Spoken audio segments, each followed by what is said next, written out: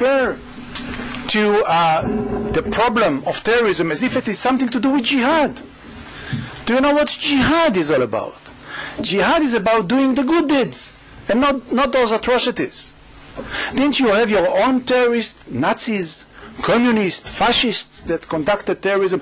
Why now everybody refers to Islam and terrorism as subject matters that are interconnected? It was very persuasive. Then it was my talk, my turn to talk. And I was standing, and he was still in the room, and I was referring to him, and I said to him, my friend, thank you, from the bottom of my heart, thank you for having this trouble, to fly all over the way from Sudan to Brussels, to share with us those two important messages.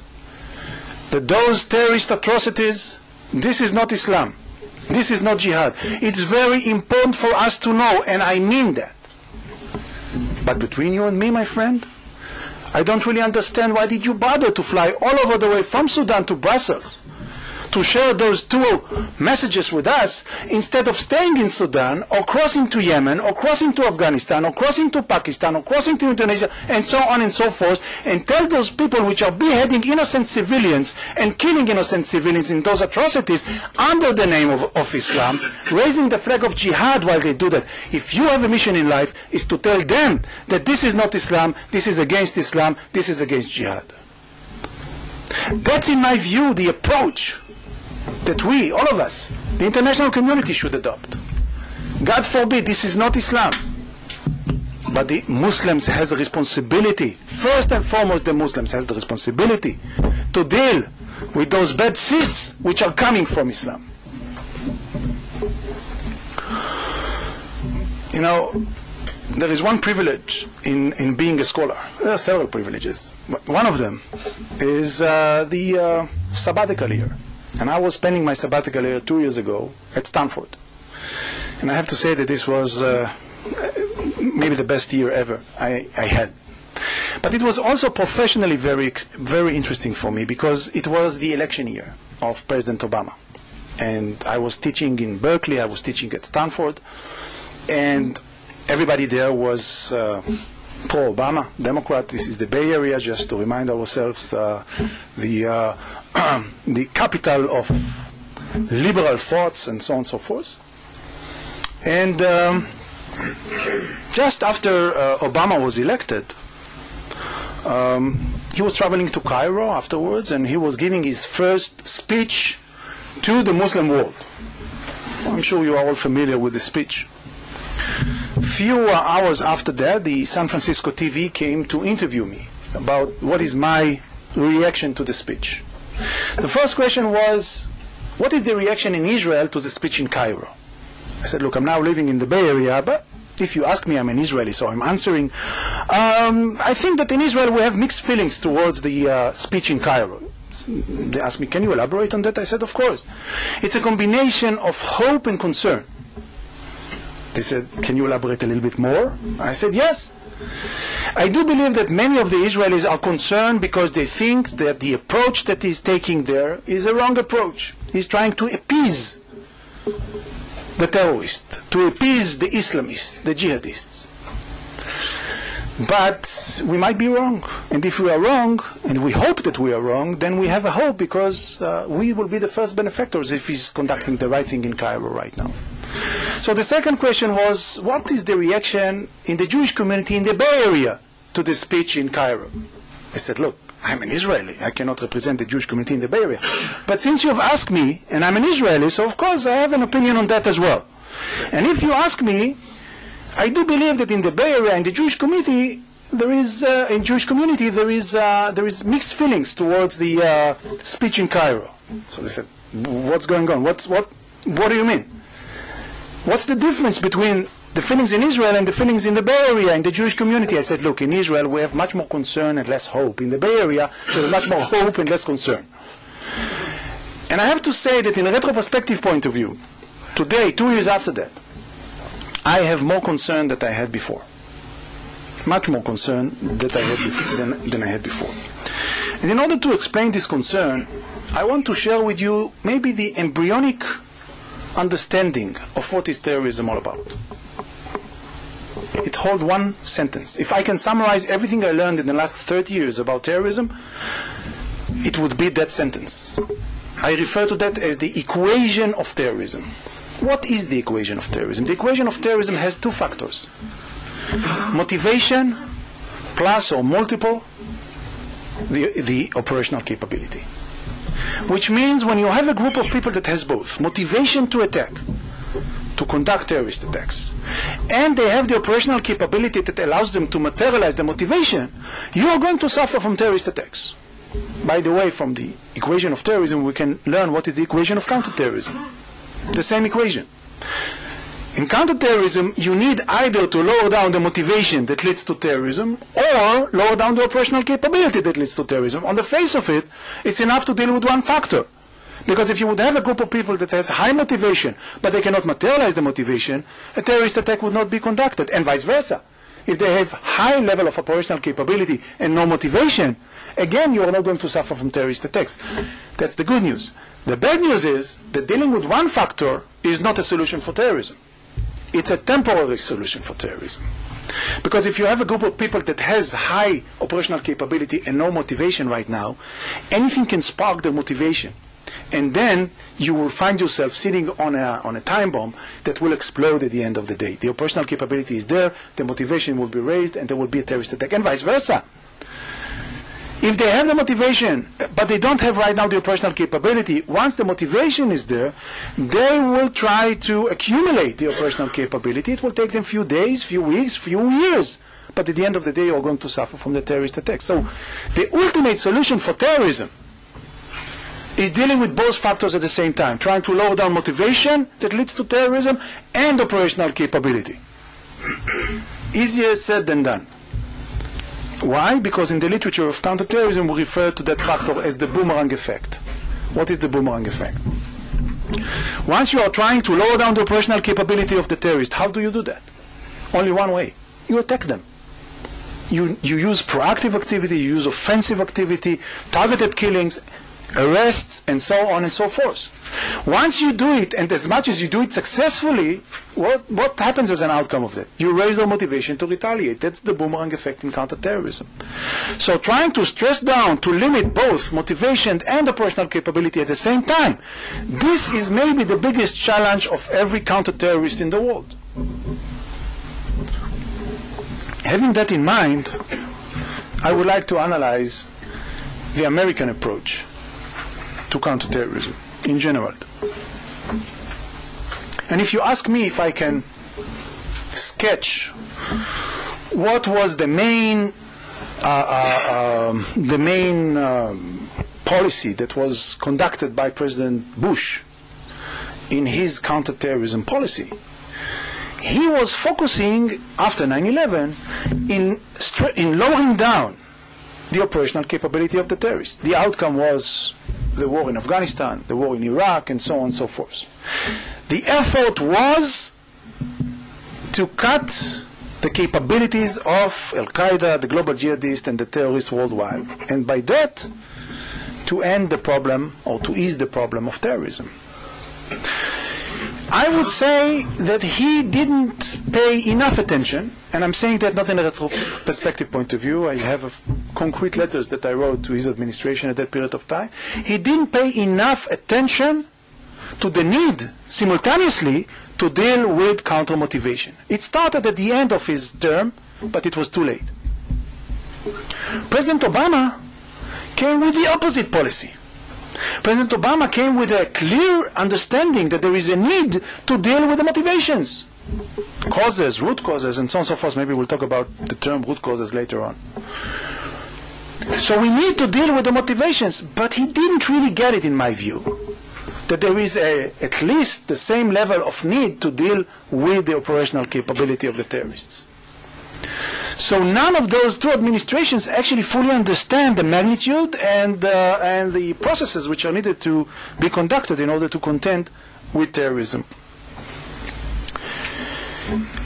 Let's focus for a minute in the policy of President Obama. A few months ago, the White House advisor for counterterrorism, John Brennan, was giving a public speech In his public speech, he was first time introducing the new Obama's administration counterterrorism policy. He started his speech by saying, terrorism is not our enemy. Terrorism is not our enemy. Well, look, if you would have been the White House advisor for human rights, I would understand that this would be the first statement in your public speech. But you are the counterterrorism advisor, so you cannot say that terrorism is not our enemy. Yes, I know you are playing with words and terminology. Terrorism is a tactic cannot be an enemy, therefore terrorism is not our enemy. Fine, I can live with that. But the next sentence was much more problematic in my view. The next sentence was, Islamists and jihadists are not our enemy. As an outcome of that, I wrote an op-ed at the Jerusalem Post, and the title was, if jihadists and Islamists are not your enemy, then who's your enemy? And I do believe that President Obama and his administration got it all wrong. I wrote in the article that President Mubarak knows who's the enemy. King Abdullah from Jordan knows who's the enemy. Many Arab moderate leaders know who's the enemy. They know that the jihadists and the Islamists are the enemies. And once you, the spearhead of the Western society, the protector of liberal values in the world, you are coming and saying that Islamists and jihadists are not your enemy, at least you are sending a confusing message to your allies worldwide. And that started way back before the turmoil in the Middle East, many months before. A few weeks ago, before the turmoil, I was participated in a scholarly meeting between Australian scholars and Israeli scholars. And there was an Australian researcher that gave a talk, gave a speech, and the title of the speech was that Al-Qaeda lost the war. Al-Qaeda lost the war. The reason, or the argument that she shared with us why Al-Qaeda lost the war is, let's analyze what is the goal of Al-Qaeda. The goal of Al-Qaeda is to establish an Islamist caliphate global state, an Islamic radical state that will be controlling the whole world and will be governed by the Sharia law, by the Muslim Sharia law. And she asked the question, is the world 1 inch closer to that goal now, 10 years almost after 9/11? The answer is no. Did Al-Qaeda succeed to change even one regime and to create a local caliphate state? The answer is no. Therefore, Al-Qaeda lost the war. And my answer was, excuse me. Yes, the ultimate goal of Al-Qaeda is to create the caliphate states, no doubt about it. But there are intermediate goals. And the intermediate goal, if you measure them, Al-Qaeda is winning the war. And the intermediate goal of Al-Qaeda and the global jihadists and the local jihadists at large is to do what? To buy hearts and minds. To see that more people will buy into their version of Islam, point of view, miscalculation of Islam, if I may say so. And I'm afraid to say that although I stated in the beginning of my presentation that I still believe that the vast majority of the Muslims did not buy their views, the trend is negative. We see that more and more people are buying into it. And from an historical point of view, the process is quite clear. They are winning the war. This is connected to another process that is happening in the Muslim world and especially in the Middle East. And this is the strengthening of the Iranian axis. Let's face it, in the Middle East for the last few years, almost a decade, we have a competition, what political scientists refer to as zero-sum game. Between two players, two actors. On one side we have the axis, the Iranian axis, and on the other side we have the pragmatic axis. I used to say the pro-American axis. After the last few weeks I'm not sure that I can even refer to that as a pro-American axis. So we have the Iranian axis versus the pragmatic axis altogether.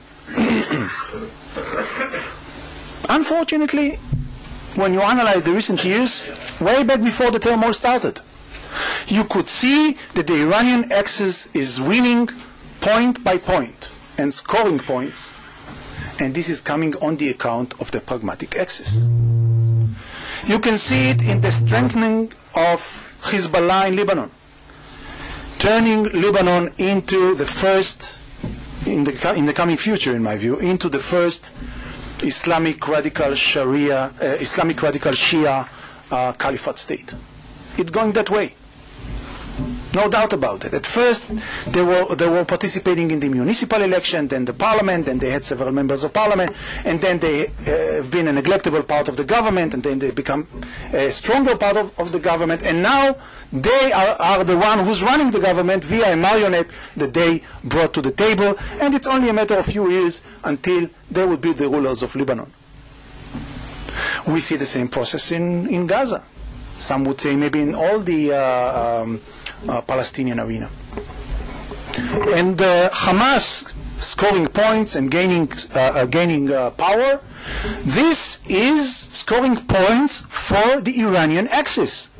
No other way to see it. Turkey.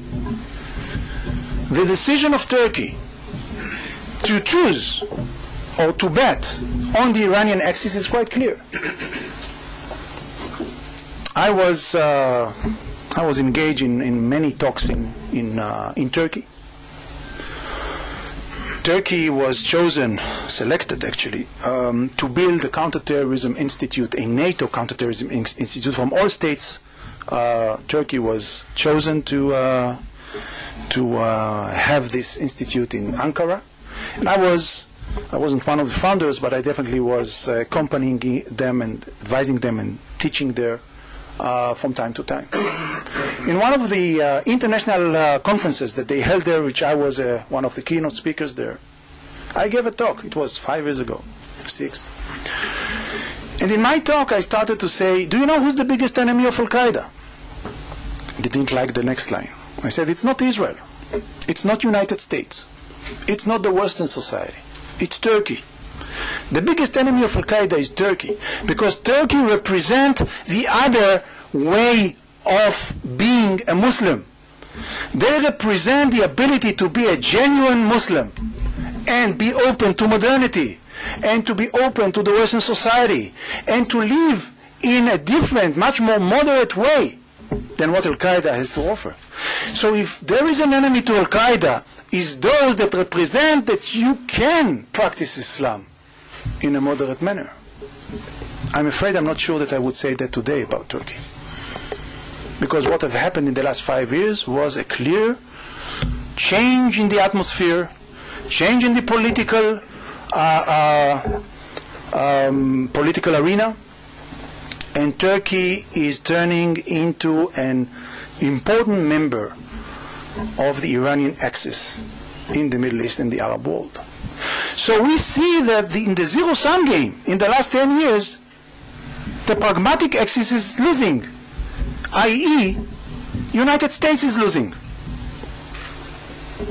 And then we have faced the turmoil that just started.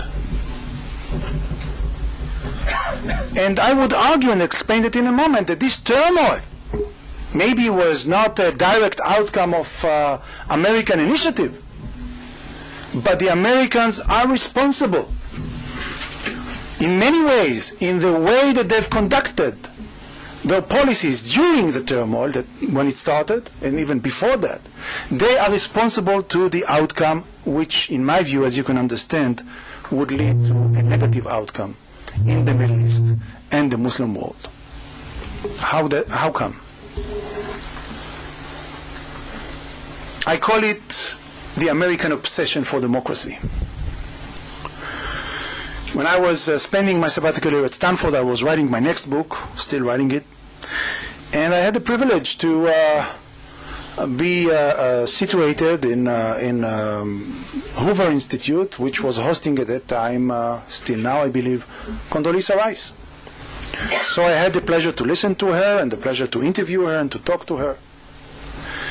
And when people are asking me, what is the subject matter of your next book? I'm telling them, let me tell you what is the subject matter of Condoleezza Rice's next book.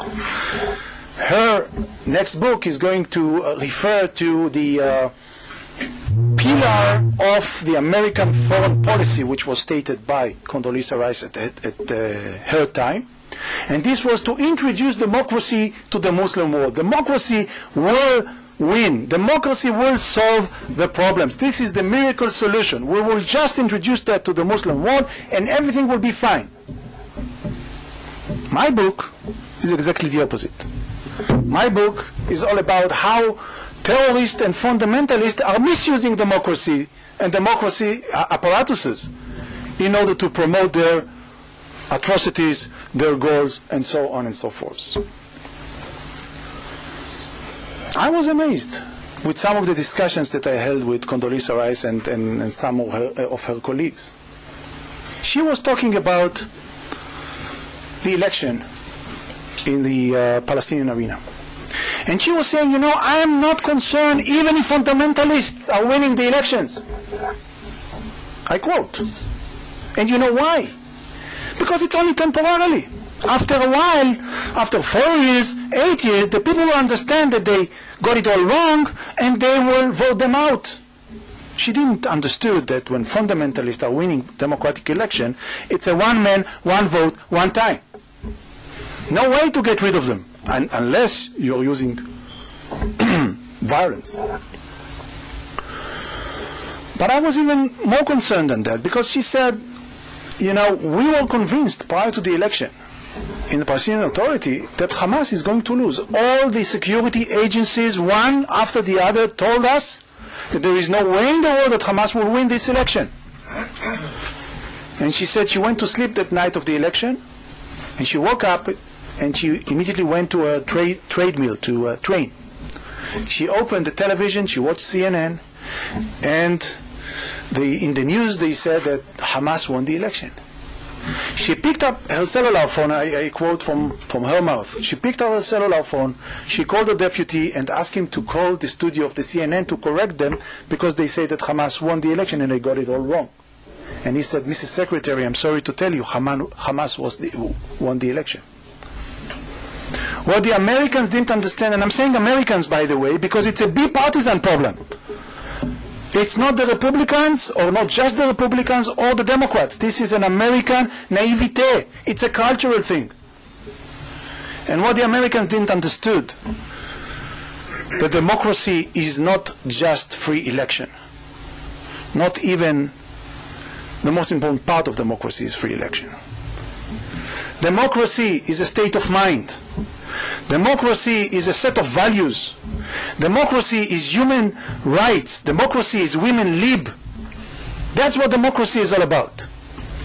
And when you take people which have been exposed to incitement, to indoctrination, that led them to believe that becoming a shaheed, a suicide attacker, is the most important goal of every patriotic Palestinian kid, don't be surprised that when you suggest to them, or I even say impose on them, free election, no doubt, free, they would choose and they would vote for what Coca-Cola refers as the real thing. And the real thing is not Abu Mazen or Salem Fayyad in their eyes. The real thing is Hamas, or was Hamas at that particular period of time. So it's a clear cut, coming from a misunderstanding, the American misunderstanding. So you say, okay, but this is President Bush, this is Condoleezza Rice. No! President Obama, in a different manner, in a different way, is also being misled by this cultural mistake. In his inauguration speech, he was saying, and I quote from my memory, he was saying, we regard it as false, as if there is a contradiction between our values and our security. Excuse me. My PhD dissertation is the Israeli counterterrorism strategy, efficiency versus liberal democratic values. So if he's right, somebody should call back my PhD and say you do not deserve to have a PhD. Of course there is a contradiction. There is an integral contradiction between our liberal democratic values and our security. You can be most liberal if you don't want to fight terrorism, and you can be most effective in countering terrorism if you disregard liberal democratic values. Finding the balance, this is the counter-terrorism democratic dilemma of every liberal democratic state in the world. This is a reflection again of this misunderstanding about this fragile and dangerous connection between democracy, fundamentalism, and terrorism. Let's go back to the turmoil in the Middle East. My friends, this turmoil was not pre-planned. There was no mastermind sitting behind that and that was saying now Tunisia and then Egypt and now Libya and then Yemen. There is no such a thing. This was a genuine popular rebellion against those regimes. Yes, there was connection between them because there is an epidemic sense here. Because once you as a youngster, frustrated youngster, sitting I don't know where, in this or the other country, and you watch Al Jazeera, they're playing a very negative role in the whole process, and you're saying, look what is happening there, and they are succeeding to achieve their goals, I need to do the same in my country. There is an epidemic outcome. But there is another thing that connects all of the above, all of those events in different Arab Middle Eastern countries. And this is a miscalculation, an American miscalculation or wrong policy.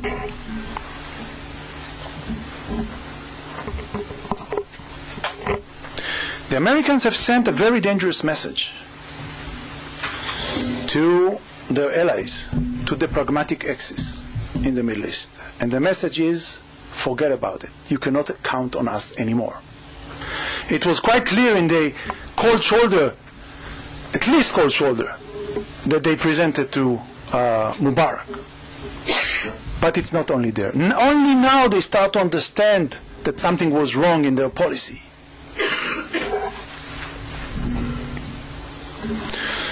But even now, the fact that Saudi Arabia are sending their troops to support the Bahrainian leader, this is an outcome of a frustration from the absence of American leadership in the region.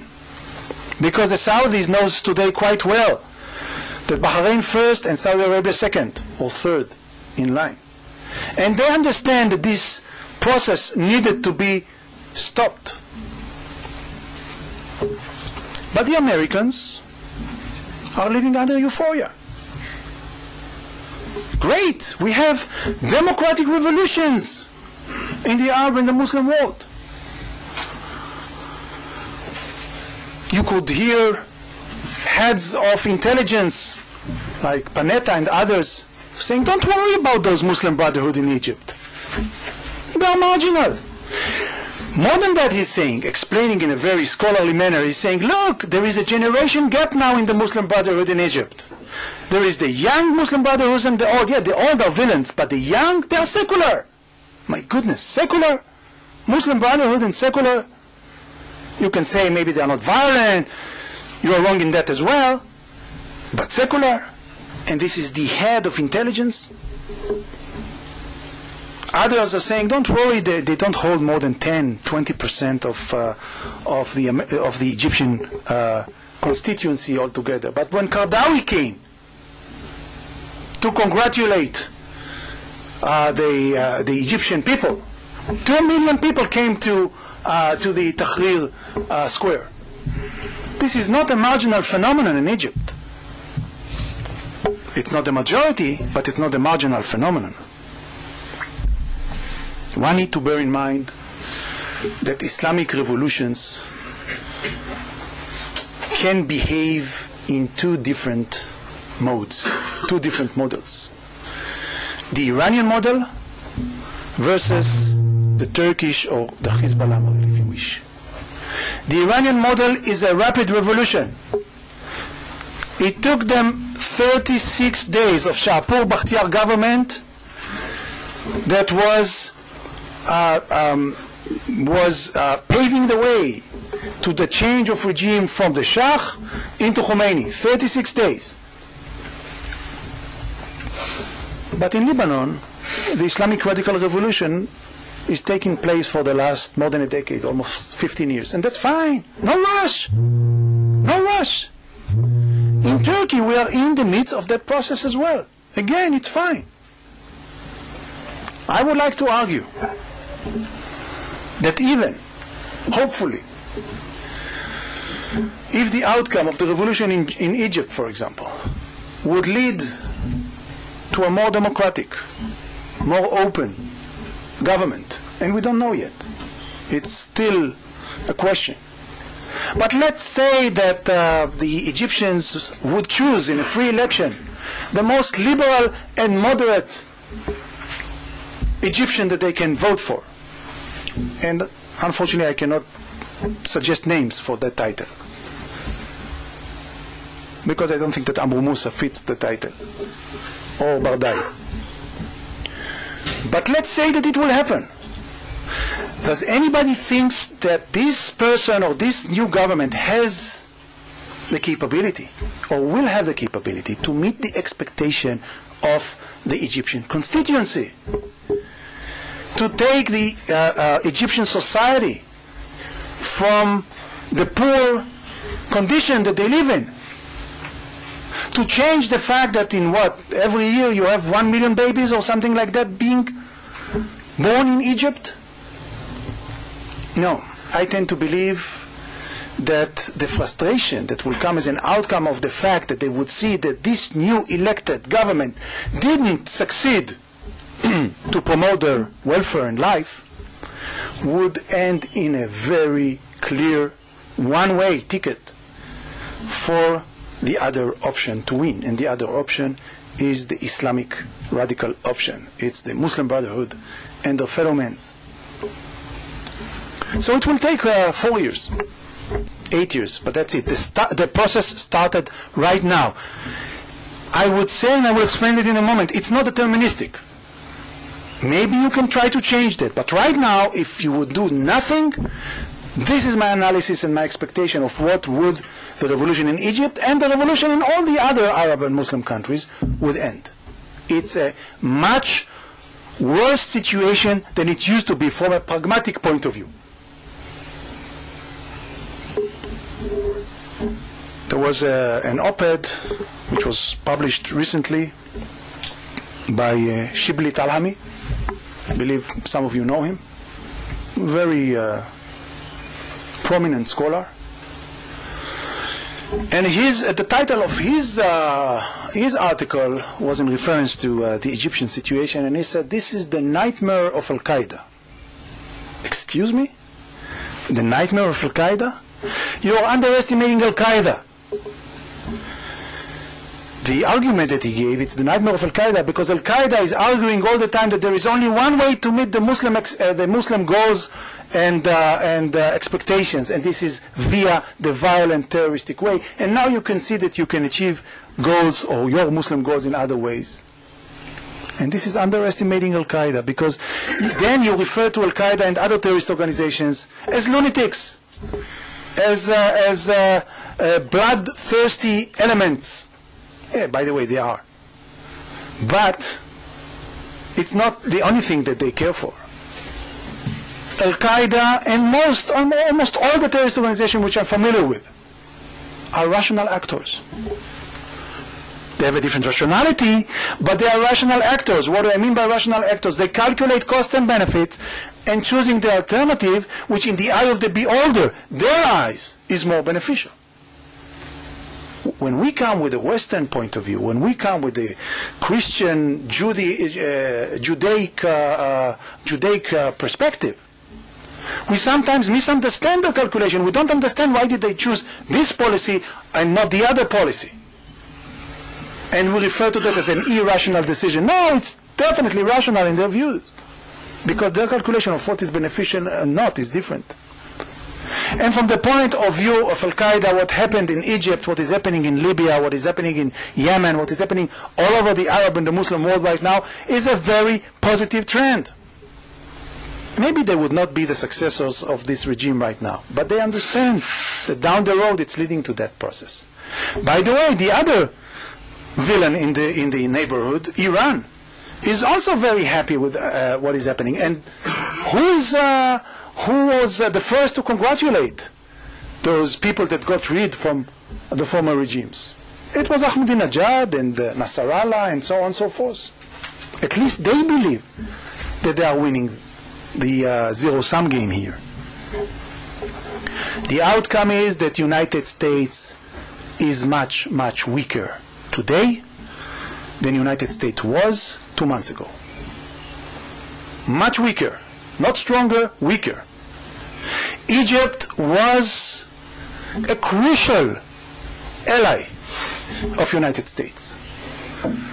I don't think that Egypt will be an enemy of United States tomorrow morning, but it will not be as friendly and as close as it used to be prior to that. They cannot be, even if they would want to, even if the regime would want to, they cannot. From the point of view of the United States, and therefore from the point of view of the Western society, this is a negative trend. Now, to sum up, and to leave time for questions, and in order not to leave you with a total gloomy impression, I ask the question, is this a deterministic process? There is nothing we can do in order to change the outcome, the negative outcome that I described right now? I believe that the answer is no. Meaning, what is needed right now is wise, brave leaderships. I'm saying leaderships in plural. Brave and smart leadership in the new regimes in Egypt, in Tunisia, in other countries that are following them. Brave and smart regimes in the Western society. The American administration, European administration, other Muslim countries and Arab countries, and Israel. I'm afraid, and excuse me for saying that we don't see these brave leaderships right now. One cannot underestimate the historical processes that we are witnessing right now. And there was no greater need, maybe in the modern history, for such a leadership in the international community than today. But we have a breakdown in leadership all over. What is needed to be done? I would call to establish right now a Marshall Plan, a second Marshall Plan, like after the Second World War. This Marshall Plan should be designated for the Muslim world, for those new regimes that were established or are being established right now. Though this Marshall Plan should be used to support other pragmatic regimes that didn't face yet the internal revolutions. The money should not necessarily be just American or Western money. It should come also from Muslim sources, resources. It should come from Saudi Arabia. It should come from Gulf countries and so on and so forth. And what is needed to be done is to help those regimes to do two things: to improve the welfare of the nation, but also to induce the values of democracy. If this would happen, it would take a long period of time until we'll see the good fruits of that process. Many years, decades, maybe even a generation time. And before this value revolution will not be fruitful, imposing free democracy on those societies might be counterproductive and dangerous. It should be an incremental process. Now, we are talking basically here on an educational approach. We need to bear in mind that it should not be a Western educational approach. It should be a Muslim educational approach, with a Western help. Guidance, positive guidance, why not, of course. But at the end of the day, only Muslims can and should educate Muslims. Only Muslim can and should interpret Islam in the pragmatic and the moderate way which is needed to interpret Islam or any other religion in that case. There is a need to start a very pre-planned counter-dawah activity. What is needed to be done is to imitate what those Islamic radical movements have conducted for the last 2-3 decades. And everybody turn a blind eye because it's not necessarily ended in a big blast. But they succeeded to brainwash many hearts and minds. It's needed to be stopped, outlaw, and you need to give funds for counter-Islamic dawah education and indoctrination. Again, being conducted by Muslims, not by Westerners. You need to change gears in reference to Iran. Because as Iran getting stronger, and God forbid, if and when Iran will become nuclear, then it might be the last straw in this zero-sum game battle between those two axes. And when I'm saying changing gears, it's not necessarily militarily attacking Iran. I said United States because it's a Freudianic thought. Last but not least, there is, in my view, a responsibility for the Israeli government to be responsible right now and to look and not to hold back and not to sit on the comfortable status quo situation and try maybe in those last windows of opportunity to start political process to support the pragmatic Palestinian elements, namely Abu Mazen and Salim Fayyad. I'm not saying pro-Israeli, I'm not saying Zionist, God forbid. They are Palestinian patriots. They don't like us. But we have a common interest. We didn't have this common interest with Arafat, and Arafat was fooling us. The huge change here is that Salim Fayyad and Abu Mazen has a common interest with the pragmatic axis, and this is a new ball game because Israel and Egypt and Jordan and even Saudi Arabia and the Palestinians and so on and so forth has today many common interests which they didn't have before, and common enemies as well. Thank you very much.